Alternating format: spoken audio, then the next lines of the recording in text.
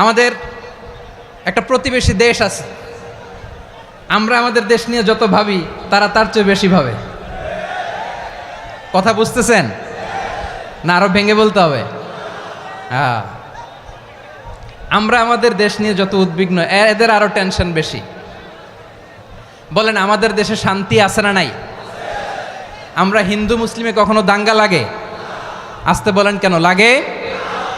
ওদের পূজা পার্বণে আমাদের মাদ্রাসার ছেলেরা যে পাহারা দেয়, চিল্লায় বলেন ঠিক কিনা? আমাদের তাফসির মাহফিলের সময় ওরা ডিস্টার্ব করেন, ঢোল বাজায় না। ওদের পূজা পার্বণের সময় আমাদের তাফসির মাহফিলের ডেট হলে আমরা চেঞ্জ করে দেই। সুবহানাল্লাহ, কি সাম্প্রদায়িক সম্প্রীতির রোল মডেল। আর ওই বাংলাদেশের ব্যাপারে তারা অনেক ডিসইনফরমেশন ছড়াচ্ছিল। ভারতের অনেকগুলো গণমাধ্যম, আমি জেনারেলাইজ করব না, আমাদের প্রতিবেশী দেশের সব গণমাধ্যমকে আমি দোষ দিতে চাই না, অনেকগুলো গণমাধ্যম তারা ডিসইনফরমেশন শেয়ার করেছে।